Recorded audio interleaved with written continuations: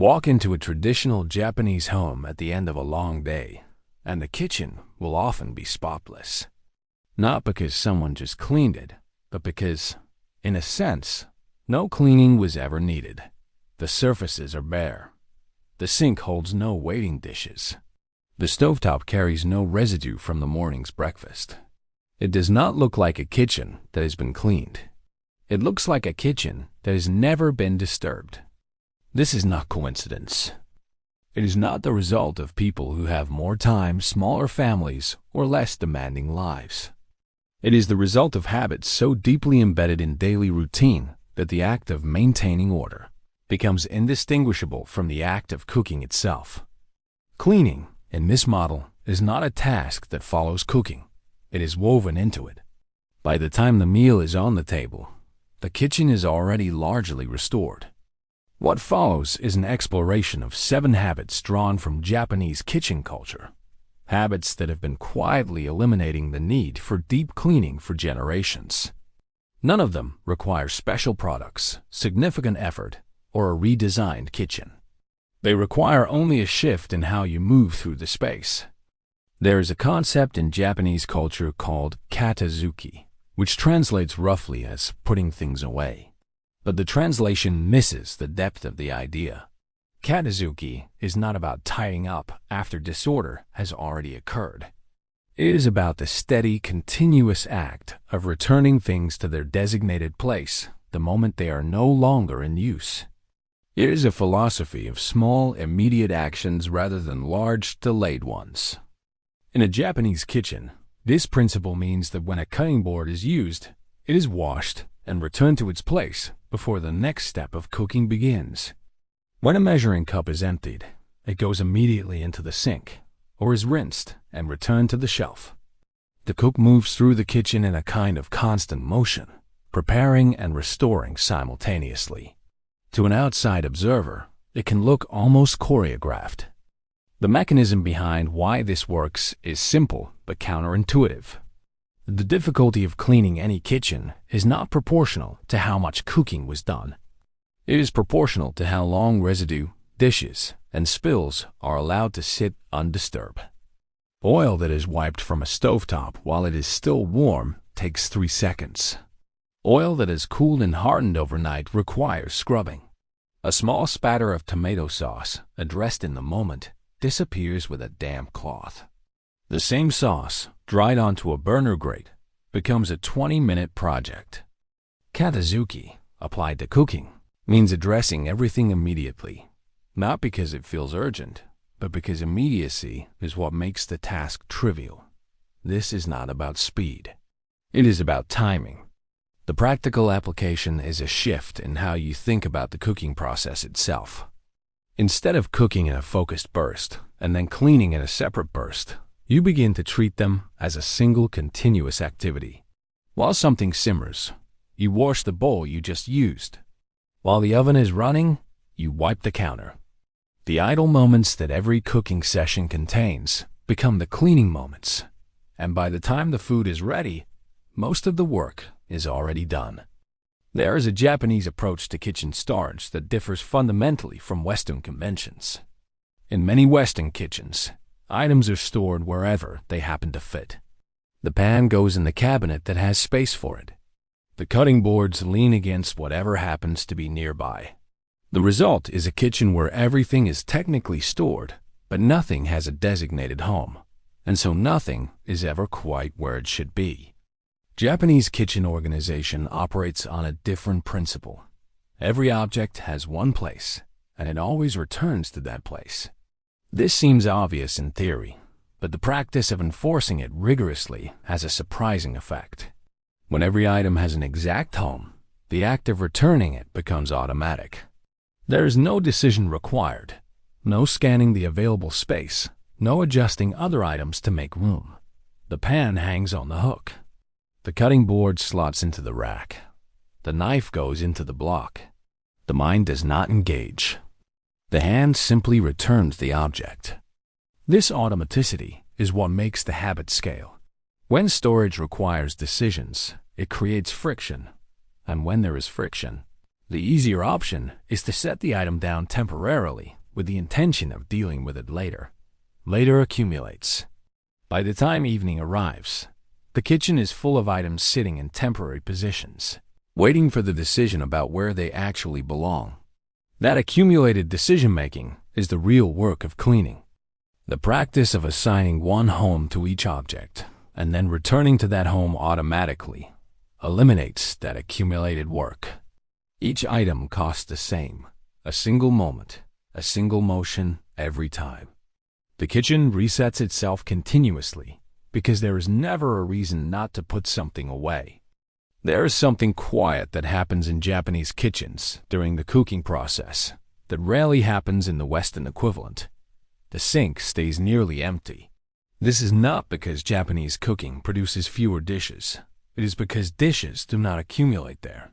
In many Japanese homes, a bowl or utensil that has been used is rinsed immediately and either placed on a drying rack or washed while the next stage of cooking is underway. The sink, in traditional Japanese kitchen culture, is understood as a workspace, not a waiting room. An empty sink means the workspace is clear and functional.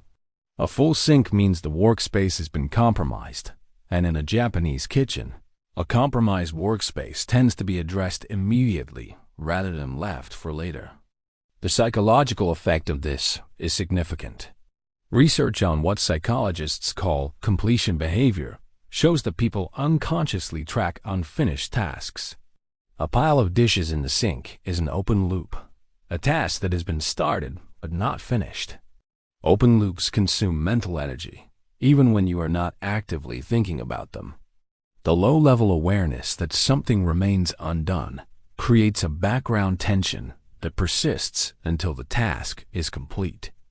An empty sink closes that loop. There is nothing unfinished, nothing waiting. The kitchen is in its resting state, and the mind can release the task entirely. This effect compounds over time. A person who habitually maintains an empty sink experiences the kitchen as a place of completion rather than accumulation. The habit becomes self-reinforcing because the state it produces is genuinely more pleasant than the alternative. The shift in practice is small. Instead of allowing dishes to sit until a collection is formed, each item is rinsed and placed in the drying rack as it is used. This adds perhaps 30 seconds per item. But those 30 seconds, distributed throughout the cooking process, prevent the 45-minute cleaning session that accumulates when the habit is absent. In Japan, there is a strong cultural emphasis on what might be called cleanliness in use, the idea that the way you use a thing determines how easy it is to maintain. This applies vividly to the stovetop. When cooking, splatters are addressed the moment the burner is turned off, while the surface is still warm and the residue is still soft. Oil and sauce, at this stage, require almost no effort to remove. The habit is brief and automatic. This is connected to a broader Japanese kitchen principle around the stovetop specifically. Cook with lids more than you might expect. Use lower heat settings more consistently, and choose cooking vessels that are appropriately sized for what you are preparing. A pan that is too small causes food to splatter. High heat in an uncovered pan distributes oil across surrounding surfaces. These are not just cooking decisions. They are maintenance decisions because they determine how much cleaning the cooking session will generate. The principle here is that cleaning cost can be managed before it is incurred. The moment of mess is not inevitable. It is the result of specific decisions made during cooking. Attending to those decisions, lid on the pot, appropriate heat, correct pan size, reduces what needs to be cleaned later. And what residue remains is addressed at the optimal moment, immediately after the burner is off, while it is still warm. The application for anyone's kitchen is straightforward. After turning off each burner, pause. Wipe the surrounding surface with a damp cloth while it is still warm. This takes, in most cases, no more than a few seconds. Done consistently, it means that a stovetop never accumulates the kind of baked-on residue that becomes a weekend cleaning project. There is a habit related to liquids the Japanese kitchen practice addresses more explicitly than most Western kitchens do: wiping the sink after every use. Not scrubbing, not deep cleaning, just wiping. After rinsing dishes, after filling a pot, after washing hands, the sink basin is wiped dry with a small cloth kept nearby for exactly this purpose. Water droplets, left to dry on stainless steel or ceramic, leave mineral deposits. Those deposits, accumulated over days and weeks, are what make sinks look perpetually dull and require periodic, intensive cleaning. The cloth that addresses this, often a small, dedicated cloth called a fukin, is itself rinsed and hung to dry after use. This detail matters. A wet cloth left crumpled causes bacteria and odor to develop, which creates a new problem in the process of solving another one. The fukin is rinsed, wrung firmly, and hung flat. It dries between uses. This extends its useful life and keeps the sink area itself from developing the musty quality that builds up in kitchens where the cleaning cloth is treated as an afterthought. This cluster of habits, wiping the sink, caring for the cloth, represents one of the clearest examples of what makes Japanese kitchen maintenance distinctive. The secondary task is treated with the same attentiveness as the primary one. Cleaning the sink is the primary task. Maintaining the cloth is the secondary task. Both receive a moment of care. The result is that neither ever deteriorates enough to become a serious problem.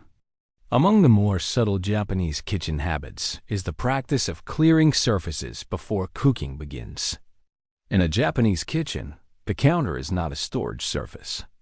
It is a working surface, and when no work is in progress, it is empty. Items that are permanently stationed on the counter, appliances, jars, containers, are kept to a minimum and positioned at the periphery of the workspace rather than in the center of it. This habit matters for cleaning because it changes what cleaning requires. A clear counter can be wiped in a single motion. A counter covered with objects requires moving each object, wiping around and under it and returning it to its place, a process that is slow enough that it is often skipped or deferred. The accumulated skipping and deferring is what creates the thick layer of grease, dust, and residue that builds up on kitchen surfaces over months. The clearing habit also has a cognitive dimension.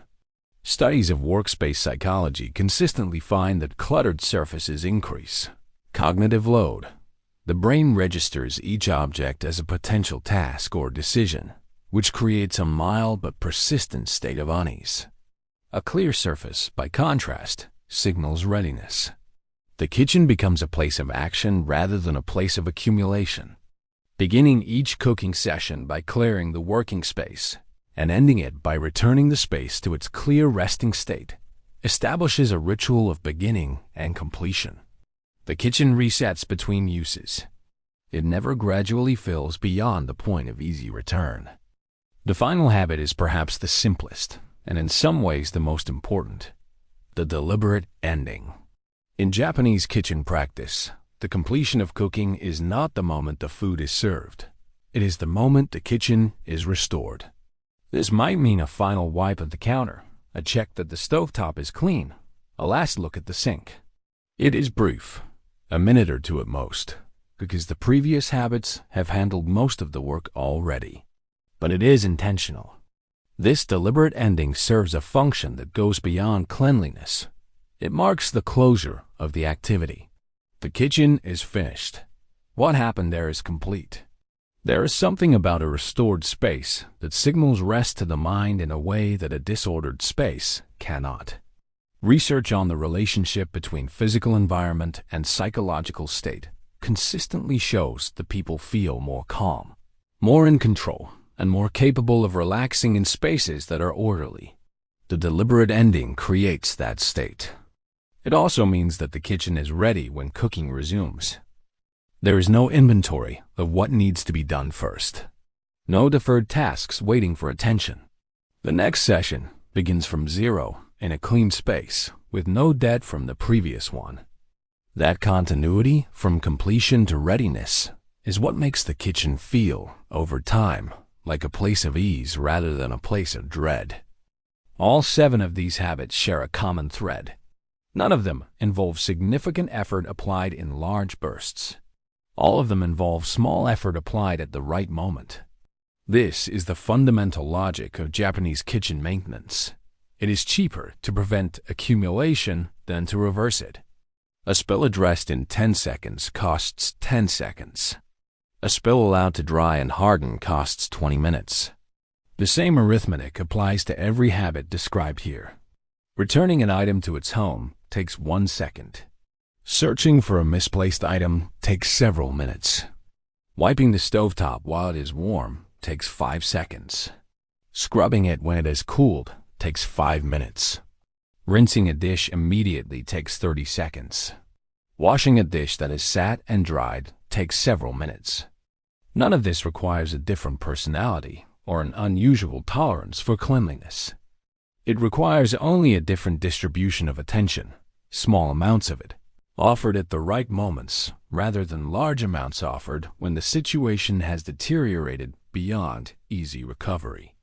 The Japanese kitchen, at its most functional, is not a space where extraordinary effort is applied. It is a space where ordinary effort is never deferred. If this was helpful, consider subscribing for more strategies on discipline, focus, and sustainable systems. Thank you for watching.